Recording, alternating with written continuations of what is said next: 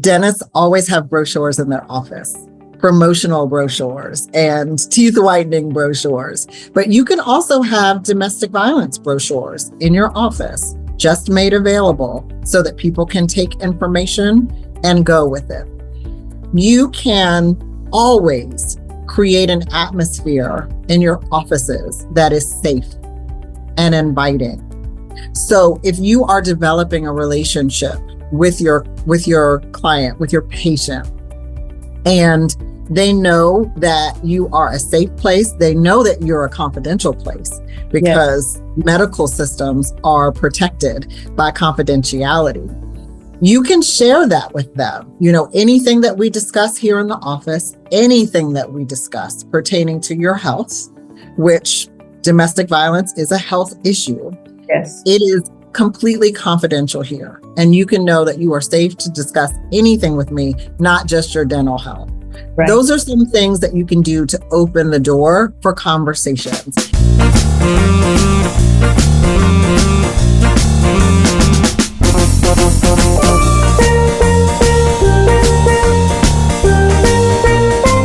Welcome to another episode of the Irreplaceable Dental Team. And I have someone who's familiar to you because she's been our guest before. And she dropped so many pearls on us the last time. I had to bring her back. This is Tiffany Santana. Welcome, Tiffany. So good to have you back on the podcast again. Thank you so much, Heather Dawn. It's an honor to be back. I appreciate it. So the last time you were here, we spoke about how you could just take some simple things and make a difference in the lives of your teammates, your family members, your community. Today, we're going to change the emphasis to something that is close to your heart. And if you could let us know a little bit about Bethany House and what it is, it will help me to inch into our topic for today. I am honored to be able to serve as the executive director of a nonprofit based in the Washington, D.C. area in the United States. It is Bethany House of Northern Virginia, and we provide safe shelter and supportive services to women and children escaping domestic violence. It is a fantastic 45-year-old organization that was founded by a woman who just was a problem solver. If she saw a need in the community, she jumped in and fixed it. And this was just something that came close to home for her because a neighbor of hers came to her trying to seek safe shelter from an abusive spouse. And there weren't any resources in 1979 for this type of help.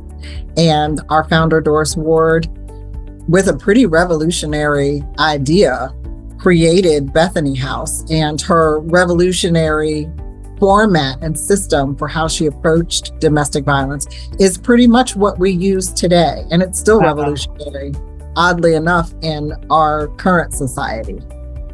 So, Tiffany, can you define domestic violence? What does that mean? Somebody who is a victim of domestic violence, what would be happening to them?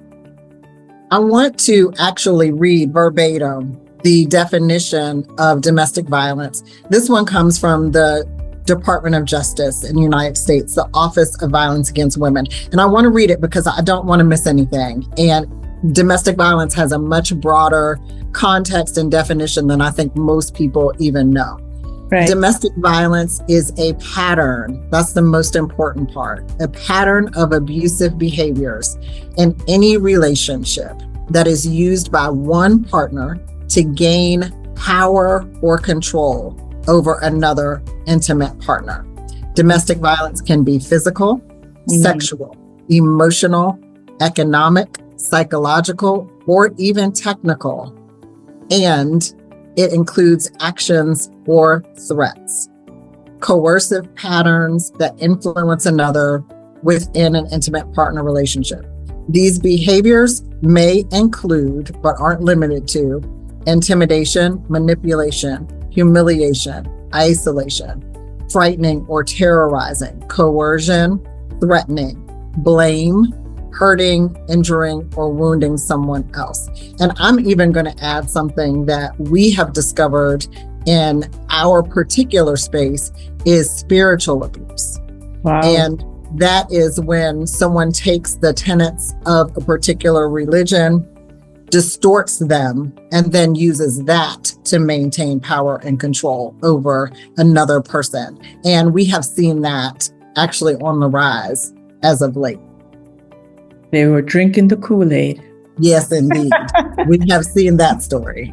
I'm making reference to years ago when Jim Jones and his followers, he was able to convince them to drink poison, and there was a mass murder. Yes. So they willingly drank the Kool-Aid. And yeah, thank you for bringing that up.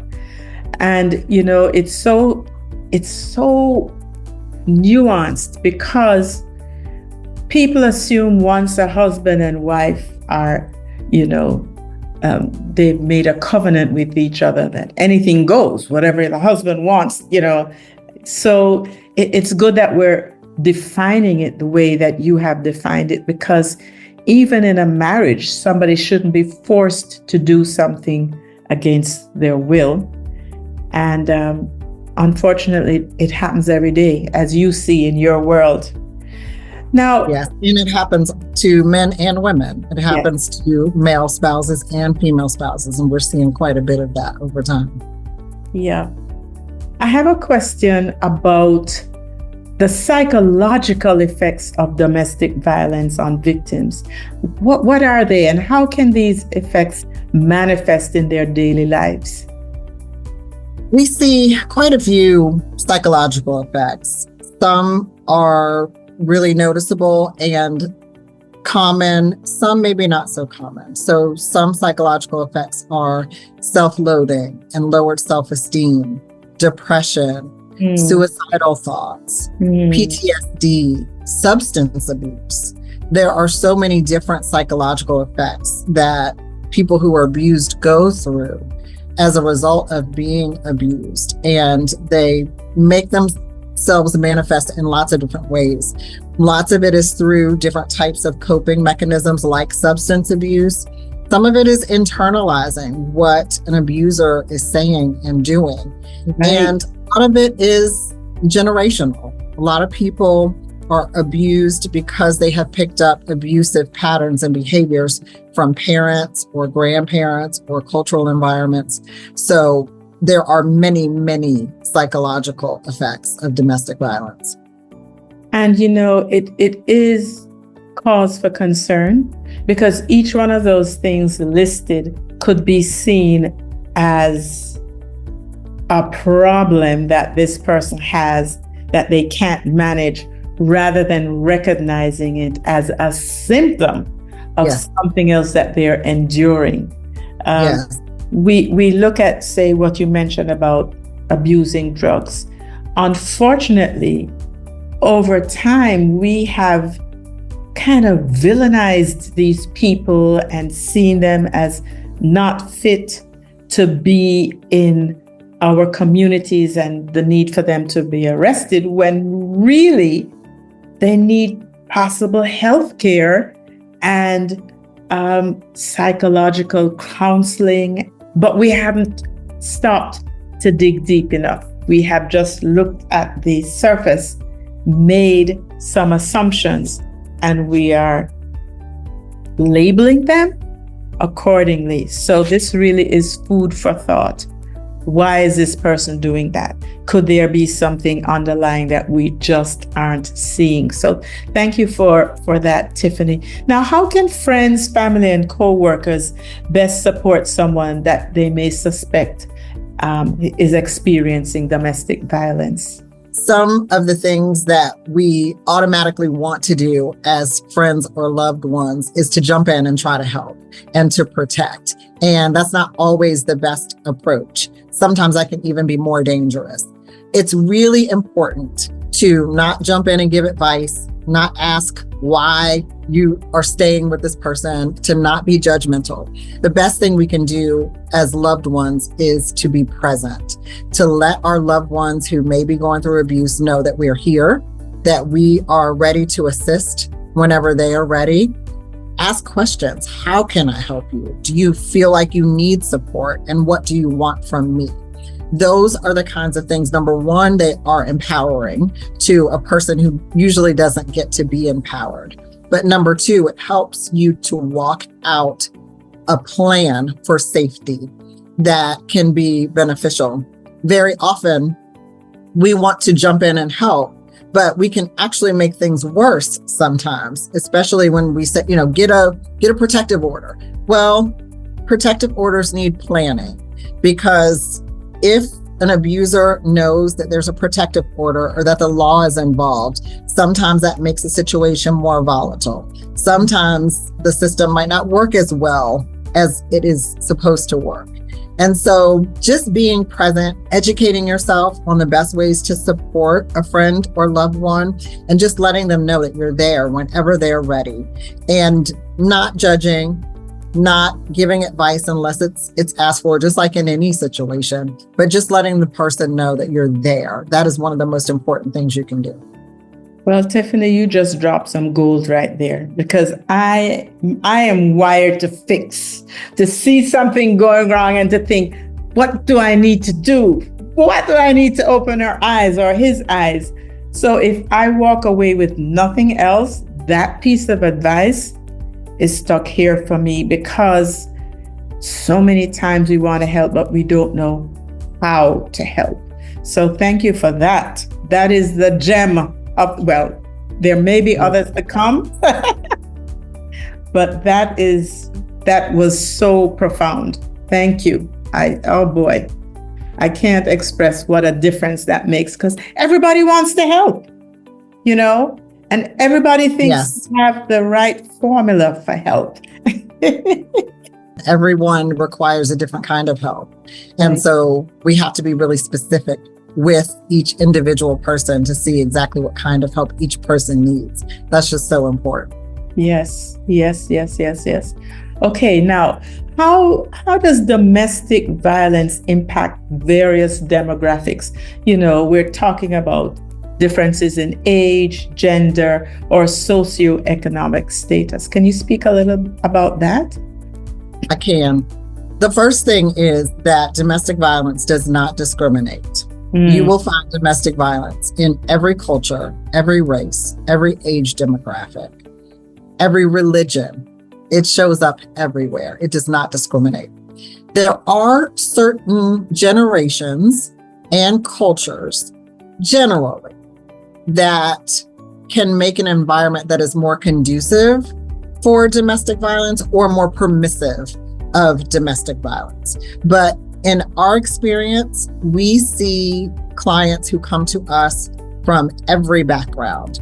We see professors and business professionals. We see people who are new to our country. We see 18-year-olds up to 60, 70-year-olds. We see every race. We see every religion. It just is something that is pervasive, and it is epidemic. And it just really doesn't discriminate. Yeah.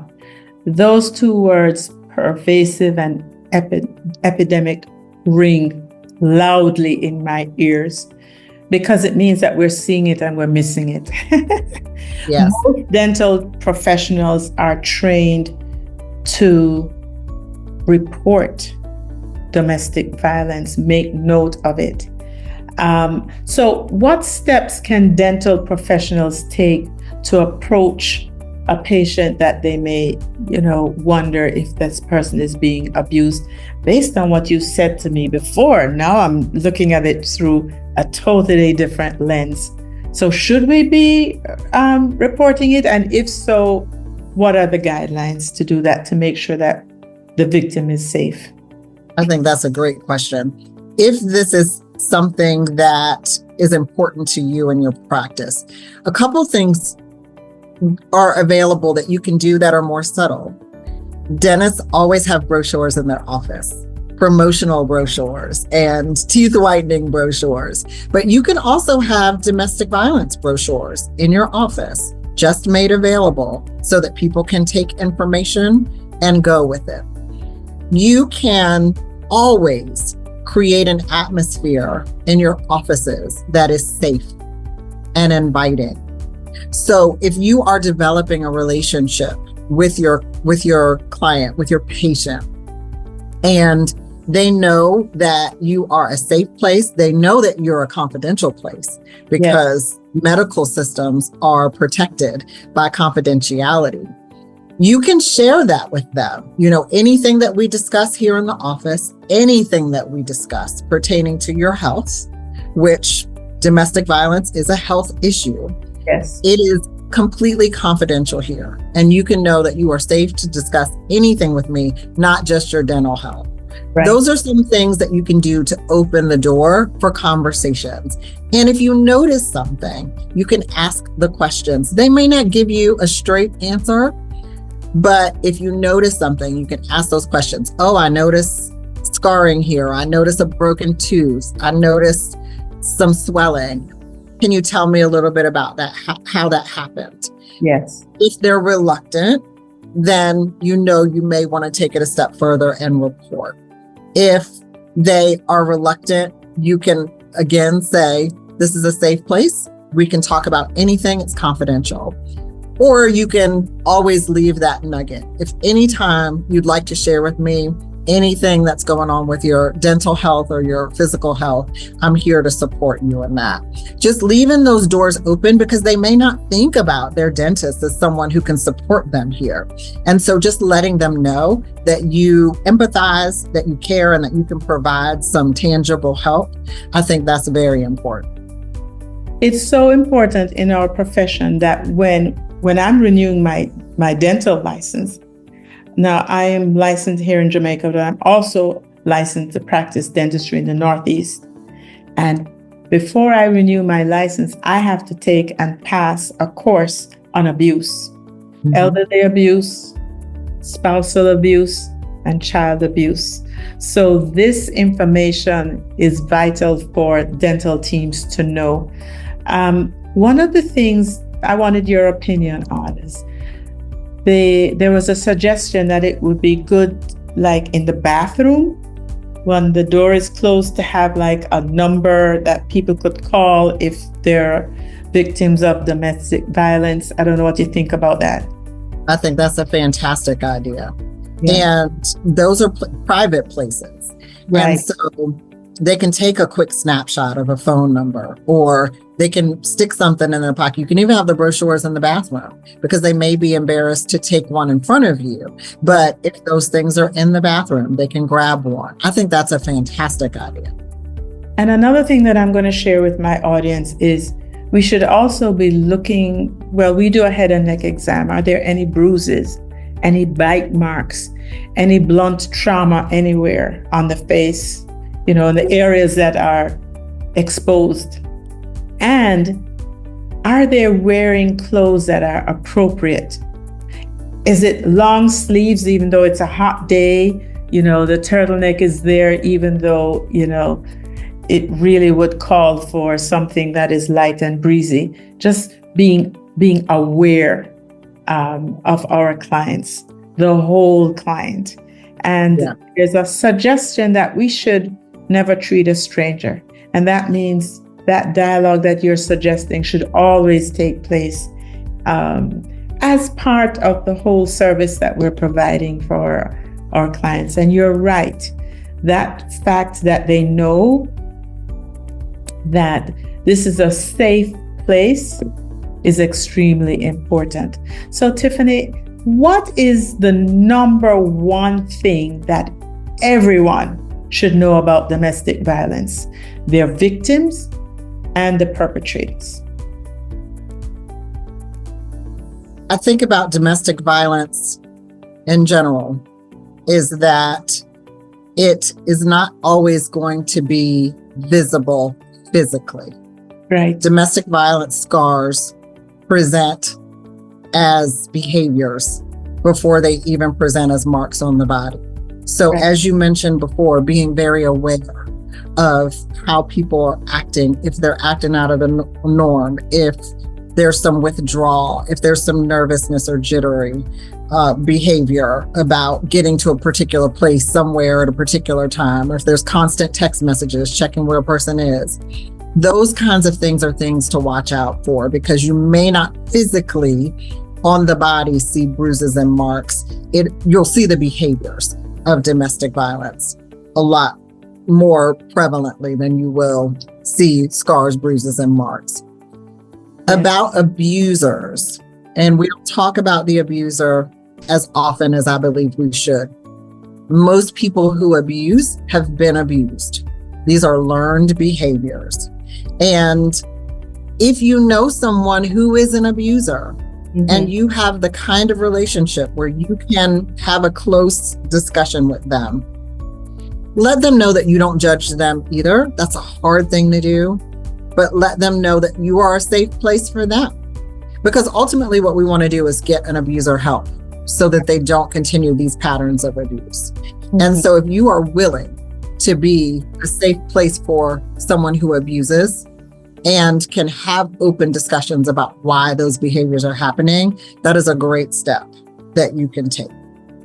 About the abused, as I mentioned before, making sure that you are available, making sure that you're not standing in judgment, making sure that you let the person know that you care and be aware. We talked about that. Look for signs, look for things that are out of the norm, look for irregular behavior patterns that are concerning to you, and just let people know that you're there and that you're ready to support them in any way they would like you to support them. Yes, be available. Be available. So yeah. I know so much about you because we share a mentor. We've gone through several programs together. So I know that Bethany House is alive and well and making a difference. Can you share a little bit more about Bethany House and how people can help if they have a desire to? I know you do things like sleep in your car overnight. Yes. To raise funds. Listen, there isn't anything that Tiffany won't do to go the extra mile, but I'll let her tell you about it. Yes, there are many ways to support Bethany House of Northern Virginia, even globally. So you can visit our website at bhnv.org. There is information about our organization. There's a video there with a client testimonial, and there are ways to give and support. You can volunteer. We always need volunteers. So if you're in the Washington, D.C. area or not, some jobs can be done remotely. We would love to have your volunteer support. And prayer. We are a Christian-based nonprofit organization. Everything that we do, we try to bathe it in prayer. And just keep us in your prayers, the team, the leadership, the board, and our clients especially. That is one of the most powerful things you can do for us. Well, it's the one thing that no matter where we are in the world, no matter what time of the day, no matter how we're feeling, that we can definitely do. So I'm going to underscore that request. Now, we have spoken about a very heavy topic, necessary but heavy. I'm going to switch things up a little bit. I didn't tell you about this part, but I am going to ask you 3 rapid fire questions. Don't even think about it, just answer. Are you ready, Miss Tiffany? Okay. I just saw your face light up. So. Love a challenge. All right. Favorite food? Ooh, sushi? Okay. I didn't figure you to be a sushi girl, but okay. I love food, period. So that's a tough one. Where in the world would be on your bucket list to visit? Which place? Which country? I'm so excited because I'm actually on my way there this weekend, Turks and Caicos. Oh, yeah. It's on my bucket list, and I'm going this week. I'm so excited. Can you take me with you? Come on, let's go. Awesome. And the final thing is, what movie is your favorite? Maybe it impacted you. Maybe it was the cinematography. Maybe it was a story. What's your number one movie? I wish it was that deep, but it's Coming to America. I know every line from open to close. It is the best comedy movie in the entire world ever, and it is my favorite. I have to agree with you. I thoroughly enjoyed that movie, and the numerous times I've watched it over and over. Not just the comedy, but also the regality of it, looking at the African garbs and how the actors just stood up a little taller and walked a little greater as they adorn these outfits. So yeah, I'm right there with you. So Tiff, this is round number 2. I want you to know that we're going to call you back for round number 3, because every time you come, gem after gem after gem. Keep the gems rolling.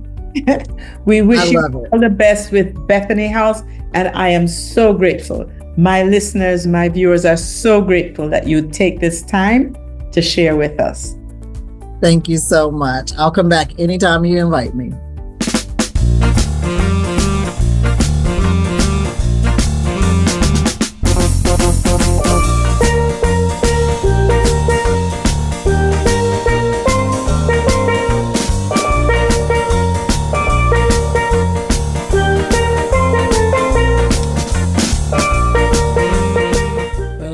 We certainly did get quite a few more gems today. We've heard so many forms of abuse, but spiritual abuse is on the rise, and I really hadn't thought about it. But if someone is manipulating someone using doctrine, religion to have their own way, that's a thing. And she says it's on the rise. And both males and females are victims of domestic violence. We think in terms of females most times, but it can go both ways. And abusive patterns can move from generation to generation. Most times, our abusers have been abused themselves. And here's a stickler. Sometimes people aren't ready for help, but it may be more dangerous if you try to intervene. So the best thing to do is to make victims know that you're here for them when they're ready, and we must have a solid plan. Because everyone requires a different type of help. Now, domestic violence does not discriminate. It affects every race, age, socioeconomic status, and it doesn't matter what your gender is. So let's leave a door open for our patients to share confidentially in their time once they have the right mindset.